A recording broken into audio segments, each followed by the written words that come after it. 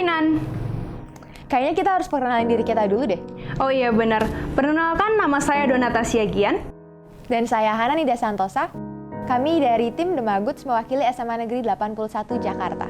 Pada kesempatan kali ini, kami akan menjelaskan penelitian kami yang berjudul Megaus, Inovasi Habitat Maggot Hermetia illucens, Solusi Pengelolaan Limbah Pangan. Kampanye No Plastik saat ini sudah sering digalakan. Dari anak SD, perguruan tinggi hingga dewasa sudah sering memberi seruan. Sudah mengeluarkan regulasi tolak kertas kresek, tolak sedotan plastik, dan tolak kemasan styrofoam. Keberhasilannya sudah dapat dibuktikan, namun ternyata ada jenis sampah yang lebih mengkhawatirkan. Because then we realized that waste consists of different materials. Most of the solid waste in developing countries is organic waste, coming mostly from food waste and also fruit and vegetable waste. Dari data yang ditilik, ternyata sampah organik jauh lebih banyak daripada sampah plastik, membuat Indonesia menjadi peringkat nomor 2 penghasil sampah organik di dunia. Belum lagi lonjakan industri pangan semakin membuat sampah organik tidak bisa dibiarkan.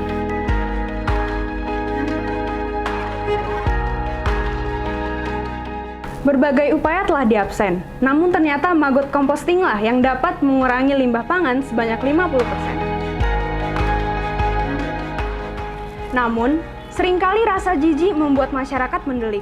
Ditambah lagi, luas lahan yang dibutuhkan untuk habitat BSF seringkali menjadi polemik. Maka dari itu, Megaus atau Maggot House dapat menyelesaikan masalah-masalah tersebut. Penelitian mengenai Megaus memiliki rumusan masalah dan tujuan sebagai berikut.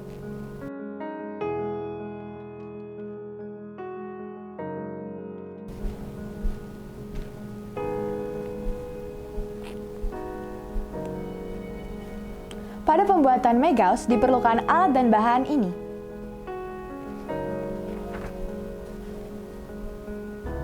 Dan berikut adalah desain dasar Megaus.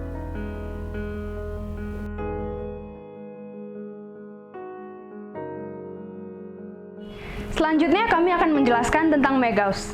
Yang Anda saksikan saat ini adalah Megaus yang ukurannya sudah diperbesar. Ruangan yang paling atas adalah growth room. Di sini larva akan bertumbuh, dan jika sudah mencapai waktunya, larva akan bergerak menuju harvest room melalui selang penghubung. Selanjutnya adalah harvest room. Di sini larva akan dipanen, dan sebanyak 10-20% larva yang menghitam akan dipindahkan ke love nest. Ruangan yang terakhir adalah love nest. Di sini, pupa akan bermetamorfosis menjadi lalat dan berkembang biak. Kemudian lalat akan bertelur pada media peneluran yang telah disediakan, dan setelah lalat mati, media peneluran akan dipindahkan ke growth room. Sementara itu, untuk metode pengolahan data, kami menggunakan 3 metode. Metode yang pertama yaitu penurunan massa limbah pangan. Untuk itu, kami menggunakan rumus ini.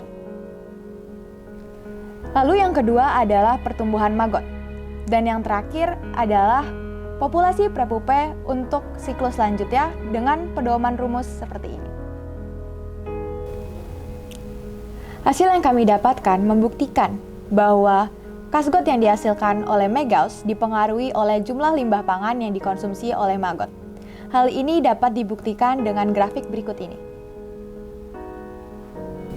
Grafik ini menunjukkan pengamatan pemberian limbah pangan pada maggot 1 dan 2 dengan perbandingan rasio 1:2. Pada akhirnya, kondisi awal dan akhir Megaus 1 dan 2 adalah sebagai berikut.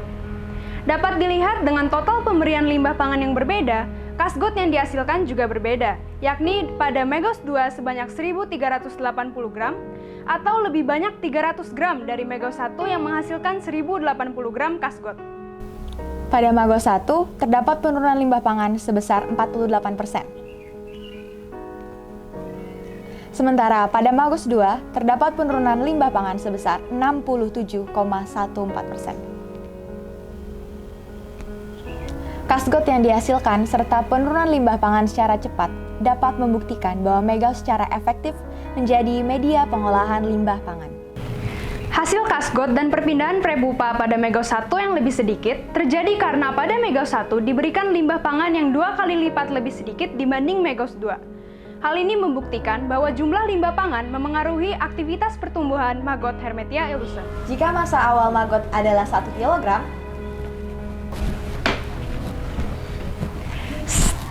Intermezzo dulu nih.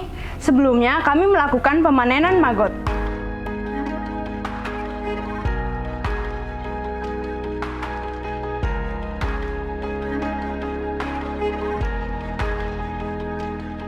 Maka massa dan populasi prepupua ideal adalah sebagai berikut. Dan pada penelitian yang kami lakukan, massa dan populasi prepupue dari maggot 1 dan 2 tidak melebihi massa dan populasi prepupua ideal. Maka dari itu, maggot secara efektif dapat mengontrol populasi Hermetia illucens. Berdasarkan hasil-hasil tersebut, kami mendapat kesimpulan sebagai berikut. Namun, untuk menyempurnakan penelitian ini, sebaiknya dilakukan beberapa hal berikut ini. Demikian pemaparan dari kami. Kolom komen kami terbuka untuk kritik dan saran yang membangun. Bersama The Maggots, kontribusi nyata wujudkan adiguna. Pelajar muda kejar aspirasi. Cakep. Ikut Kopsi cari ide baru. Pasti. Teruslah kita kejar prestasi, Karena meneliti itu seru.